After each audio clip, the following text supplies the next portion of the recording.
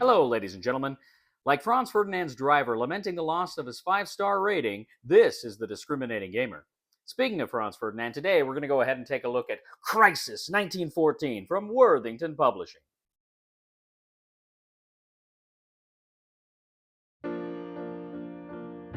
Ich grolle nicht, und wenn das Herz auch bricht, ewig verlorenes Lieb, ewig verlorenes Lieb, ich grolle nicht, ich grolle nicht, wie du auch strahlst in Diamantenpracht, es fällt kein Strahl in deines Herzens Nacht, das weiß ich längst. We'll get back to the review in just a moment. I want to take a minute to ask you to check out my other channel, that is Cody Carlson, PhD, where we talk about history, books on history, military history. I even post some of my lectures for my classes on there. Please check that out. Please subscribe to that channel. And now, back to the review. In Crisis 1914 from Worthington Publishing, 1 to 5 players take on the roles of the various belligerents prior to World War I. You, of course, have the British, the Germans, the French, the Austro-Hungarians, and the Russians. Now, this is a diplomatic game of the July crisis of 1914. Essentially, this was the month between the assassination of Franz Ferdinand and the outbreak of war, when the diplomats of Europe were trying desperately to maintain the peace, but also to try to get the upper hand. The game board is a map of Europe. You have various city boxes representing the capitals of Europe, Berlin, London, Paris, Vienna, and St. Petersburg. Within these boxes, at the bottom, you have a belligerence track. You also have a track, you have various boxes in order to score prestige, which is done with white die. And you also have tension tracks, or a tension track, depending on which country you are, which is marked by using red die. On the center of the board, there's also an initiative order and various places to mark various actions on that board. Each player has their own player board and their own unique player deck. Now, essentially, how the game is played is you're going to create a card tableau. Now, all things being equal, each player will play 7 cards to their tableau. They can play less, and certain factors may allow them to play more, but generally it's going to be 7. Now, I'm going to be looking primarily at the 5-player game because that's what I played. Now, every player is going to have 3 cards in their hand, and the first thing they do is they're going to draw the top card off of their deck, and they're going to place that onto their tableau. Now, any effects that trigger, that will be in play, but generally you're going to place that down there as the first card. Now, every card has a diplomatic value in the upper left corner. This diplomatic value is very important because each round you ideally want to score the most diplomatic points without going too far on the diplomatic track. Next, you're going to have the play step, and you're each going to go ahead, play cards, or take actions until everyone has passed. So there's different things you can do during the play step. First of all, you can play a card from your hand to your tableau. You can also grab a card directly from your draw pile to add to your tableau. You can deliberate. Essentially, you're going to go ahead and discard a card from your hand, and more on discards later. And then you're going to draw 3 cards from your deck, and then you play one of those 3 cards that you just drew. You can reorganize. Again, discard a card from your hand in the appropriate discard pile, and then you can look at the top 3 cards of your deck and organize them in any way you want.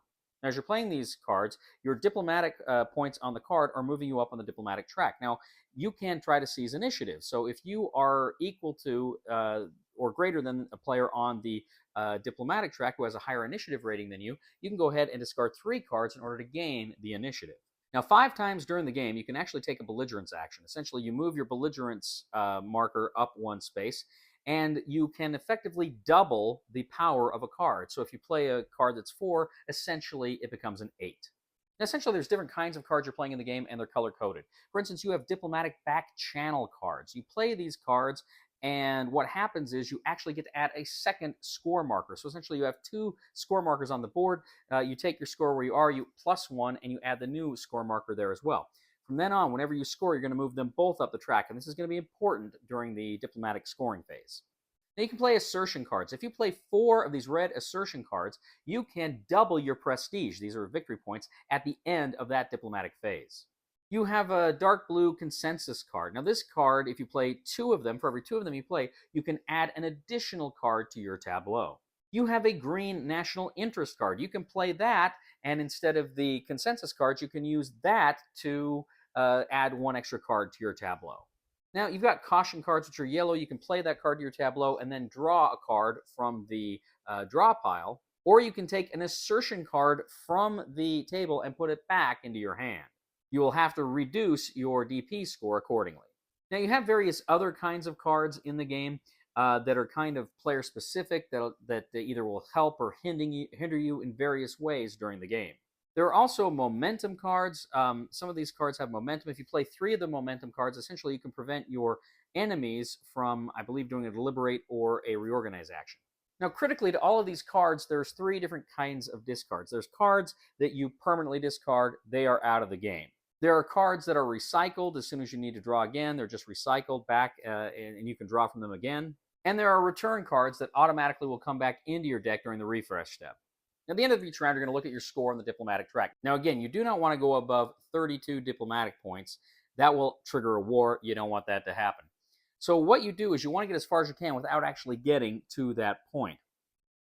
So you're going to go ahead, you're going to look at where your score cubes are on the board, and that is going to give you your prestige points. Who's ever furthest along that track is going to go ahead and gain prestige points. Where they are in relation to the number 14, though, whether they're above 14, you may gain some. If you're under 14, you're probably not going to gain any. If you have the most DP and you played a belligerence action, you gain a prestige point. If you haven't played or if you're not the highest but you have played a belligerence point, you lose a DP point. Again, if you have 4 assertions, you double your prestige points for that round. Now, also, too, if you have 13 or less, you're not going to get any prestige, but you may lower tension. Now, tension are the red die. Now, again, you don't want these to get too high. Where you are located on the board is also going to tell you to increase tension. So there's this tug of war between you. Again, you want to get very far, but you don't want to start a war either through going too far on the track or through having too much tension against your target country. Now, if you have 2 cubes on the diplomatic track, your highest cube is going to be your diplomatic score for prestige purposes, but the lower one will actually indicate how high up you are going to go on your tension. At the very end of the round, you're going to have the Congress step. Now, the player who's last in initiative order can call for a Congress. If everybody agrees to attend this Congress, you can all lower your tension levels by 1. If you can all lower your tension levels, again, everybody can take a breather and hopefully avert war. Now, if that Congress step fails, or at the end there, if anybody has a red die, a tension die that is at level 6, they've started a war, the game is over. Now, throughout the game, some other things may trigger wars. As I say, if you go too far on the diplomatic track, that will trigger a war. Some players, a lot of time, are making these blind card draws. As the game progresses, some of the players will actually add a war mobilization card there. So if they do a blind draw with a war card, they will automatically lose the game. So players are going around and around. They are playing cards to their tableau. They are increasing their diplomatic score. They are trying to get that prestige. They are trying to reduce tensions. But critically, they're trying to push each other further and further without going too far. Now, as I say, assuming a war breaks out, or if at the end of week 6 game rounds, whoever has the highest prestige score, symbolized by those white die, wins. Crisis 1914. All right, so Crisis 1914. I heard about this one a while back, and I was really excited for it. I was excited for it because, first of all, I'm a huge Maurice Suckling fan. I played several of his games. Freeman's Farm 1777 is probably my favorite. It's amazing. Chancellorsville 1863 is great. Hidden Strike, American Revolution is great. He's done some wonderful games, and I love Worthington Publishers. I love the productions they make, and so this made me super excited. Right, I've really been looking forward to this one, and beyond just the designer and the game, the theme here, I'm really excited about because World War I is something I've read about a lot. You know, of course, I've read all the great books on the outbreak of the war, Sleepwalkers, Guns of August, etc., etc. And I really, it's such a fascinating period, and it's such a fascinating idea to think just how poorly these people screwed up and how that led to such tragedy in Europe for this war. So I was really excited for all these factors. Well, I got the game. The good people at Worthington sent me the game, and I started reading through the rule book. And I got to be honest, the rule book kind of it lost me, which is not uncommon. I mean, sometimes you read rule books and you're thinking, I just don't understand these concepts. And then you get to the table and boom, it clicks. Well, I read through this, and Ray read through it too, and we're going to do the 5-player game. I wanted the full experience. So we were at Ray's house the other night preparing to play this game. And I'd read through all the rules, he'd read through all the rules, the other guys hadn't. And at least I don't think they had. And we started playing, and right off the bat, we started encountering some issues. There were some concepts and ideas that were not really intuitive, that were not clear to us. Like the adding of the second marker, we weren't quite sure how that worked. And so this was a game we stumbled through for about an hour or so.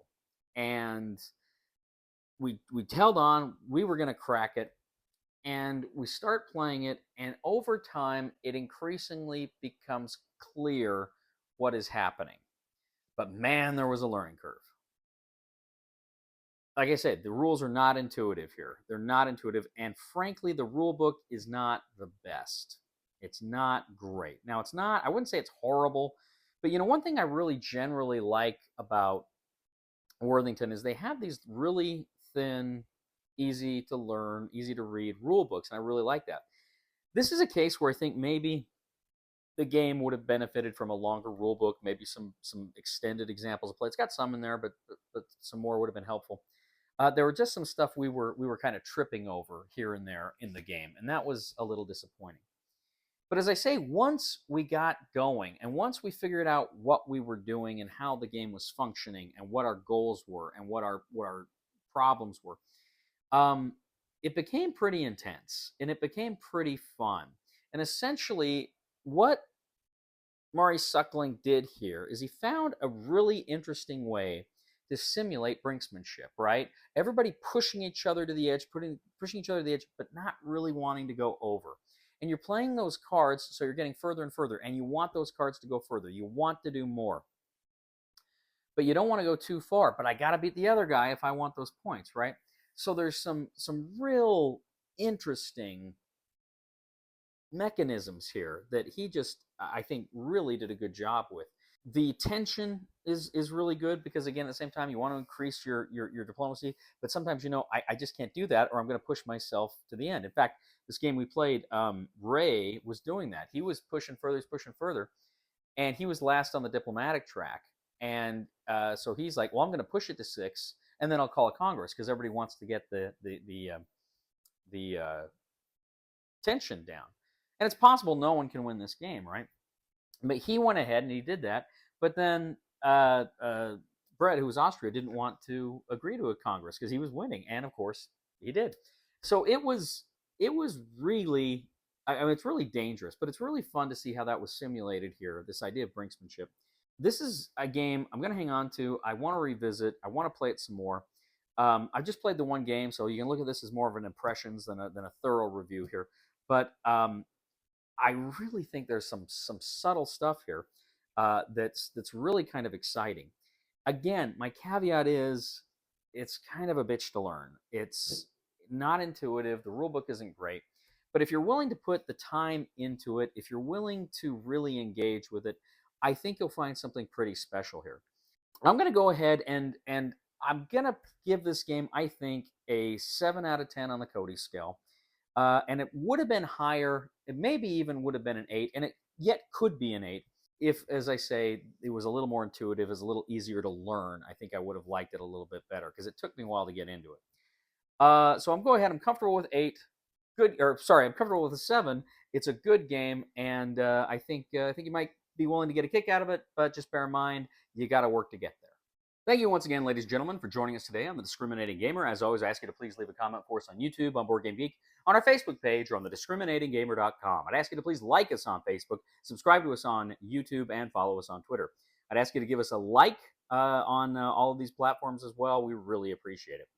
Ladies and gentlemen, if you do like history, if you like books on history, those sorts of things, I'd humbly ask you to check out my other channel, that is Cody Carlson, PhD, where we talk about those things, please subscribe. It would mean a lot to me. And I'd also ask you, ladies and gentlemen, if you really do appreciate the content we bring you here on the channel, I would humbly ask you to click on the Super Thanks button and leave a tip. All right, ladies and gentlemen, here's one for you. The past, the present, and the future walk into a bar. It was tense. Please somebody help me on my feet again. And I don't know where I'm going, and I don't know where I've been. Please somebody help me on the solid ground. It's a long time, and I'll be dying. Once a year I wind up in the band.